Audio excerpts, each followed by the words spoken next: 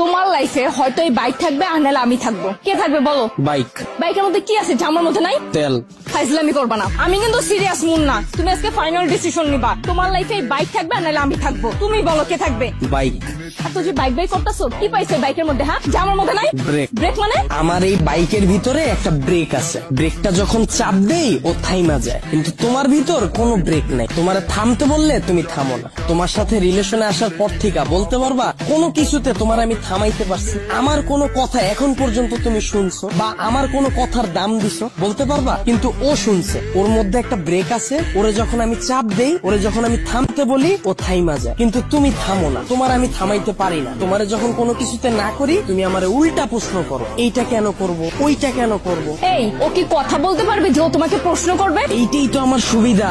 ওরে আমি যেমনে বলি, যেমনে চালাই, ও অমনি চলে। কিন্তু তোমার আমি যেমনে চালাইতে চাই, তুমি অমনে চলো না। ওরে নিয়ে আমার কোনো প্যারা না। তার মানে আমি প্যারা? অবশ্যই প্যারা। তোমারে নিয়ে আমি প্রতি মুহূর্তে আতঙ্কে থাকি। কোন ছেলে তোমার মেসেঞ্জারে নক দিল, কোন ছেলে তোমারে আবার ডিস্টার্ব করলো, কোন ছেলে তোমার প্রোফাইল পিকচারে যে একটা লাভ রিয়াক্ট দিল।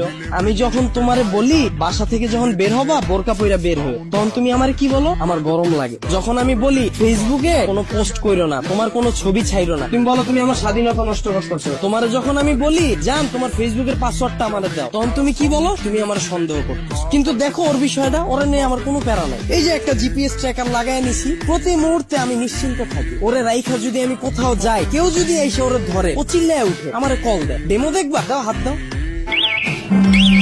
এই যে কল চলে আসছে। আবার তুমি দেখো, যদি আমার কোনো ফ্রেন্ড বা আমার কোনো কাজিন আমার এই বাইকটা নিতে চায়, আমি নিশ্চিন্তে দিয়ে দিই। কারণ কি বলতো, আমার এই জিপিএস ট্র্যাকারের ভিতর লোকেশন সেট করা যায়, ও কতটুকু এরিয়ার মধ্যে থাকবে। আমার ফ্রেন্ড যখন এটা নিয়ে যায়, আমি একেবারে নিশ্চিন্তে ঘুমাই। কারণ এরিয়ার বাইরে গেলে আমার বন্ধু যাবে, কিন্তু ও যাবে না। ও কতটা লয়াল একটু চিন্তা করো। কিন্তু তোমার দিকটা একবার দেখো, আমি যদি তোমারে রাইখা বিদেশে যাই, সুরঙ্গ ছবির মতো আর ফার্নিশের মতো অবস্থা হইব আমার। দেশে এসে কি দেখুন জানো? আমার বন্ধু তোমারে নিয়ে বাইকে গেছে। এখন তুমি বল, বাইক রাখলে ভালো হবে না গার্লফ্রেন্ড? এত যে বড় বড় কথা বলতাছো, আমাকে নিয়ে লাস্ট কবে বের হইছো মনে আছে তোমার? তোমারে নিয়ে বের হয়ে আমার কোনো লাভ আছে? তোমারে নিয়ে বের হইলে 8-10টা মেয়ে যদি তাকায়, তাও মুখ ফিরিয়ে যায়। চিন্তা করে, এটার লগে তো একটা আছে। কিন্তু যদি আমার এই বাইকটা নিয়ে বের হই, 8-10টা মেয়ের সিরিয়াল লেগে যায়। এখন তুমি বল, তোমারে চুজ করা ঠিক হবে না আমার বাইকটাকে? এত যে বাইক বাইক করতেছো না, এই বাইক একদিন তোমার জীবনটা খাইবো। তাও ভালো, ভিতরে কোনো কষ্ট থাকবো না, গেলে গা একবারে যামুগা। মানে? তোমার লগে রিলেশনে যাওয়ার পর থেকে